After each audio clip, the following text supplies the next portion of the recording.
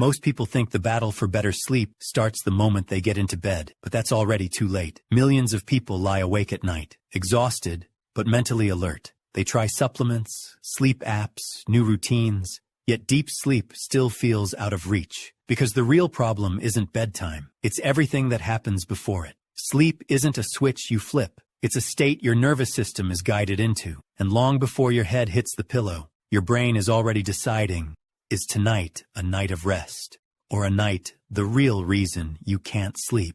Most people assume they can't sleep because they're overthinking, but that's only part of the story. Your brain isn't trying to keep you awake, it's trying to protect you. Deep inside, it constantly asks one question: is it safe to shut down? If the answer is unclear, your system stays partially active. That's where cortisol comes in. Not as an enemy, but as a messenger. It keeps you alert when something feels unresolved, and modern life creates endless, unresolved signals, unfinished tasks, unread messages, tomorrow's responsibilities, emotional tension, constant stimulation. So even when you're tired, your brain stays on guard. Not because you're broken, but because your system thinks the day isn't finished yet. The Japanese approach treats night very differently, not as a shutdown, but as a descent. A gradual transition from activity into rest, because your nervous system doesn't respond well to sudden change. It responds to rhythm, just like nature. Daylight fades slowly. Noise decreases gradually. The environment softens step by step. But modern life does the opposite.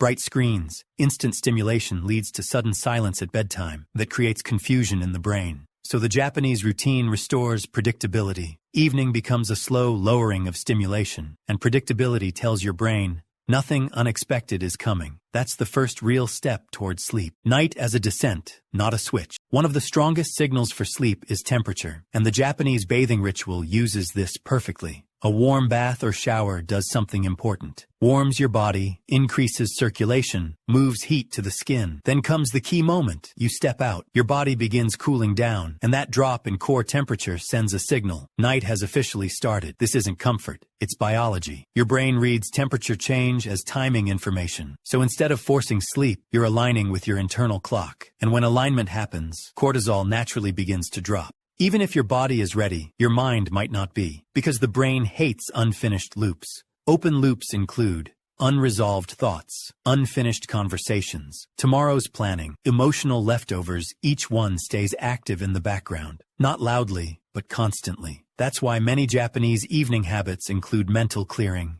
journaling, quiet reflection, sitting without input. The goal is simple: close the loops the brain is still holding on to. Because scanning for unfinished tasks is what keeps you awake. Once those loops close, mental pressure drops, and sleep becomes easier. Not because you tried harder, but because there's nothing left to monitor. Your environment is constantly talking to your brain, especially light. Bright light sends this message: stay alert, stay focused, stay active. Soft light sends a different message: slow down, stop analyzing, relax your attention. That shift matters more than most people realize, because deep sleep begins when the mind stops operating in precision mode. But there's another hidden factor: tomorrow. Most people bring tomorrow into tonight. Planning, rehearsing, checking schedules, imagining scenarios. Even positive anticipation keeps the brain active. So the Japanese approach draws a boundary. Tonight is not for solving, it's for resting. Tomorrow can wait. And that boundary removes one of the biggest causes of nighttime alertness.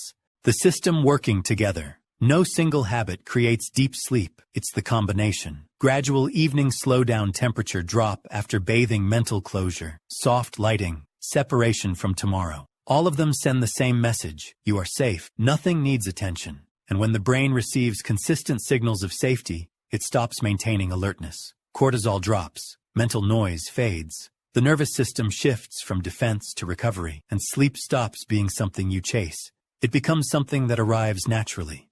Tonight, don't fight for sleep. Simply create the conditions for it to arrive. Slow down your evening and watch how deep sleep begins to come naturally. If you found this video helpful, please like, share your thoughts in the comments, and subscribe for more.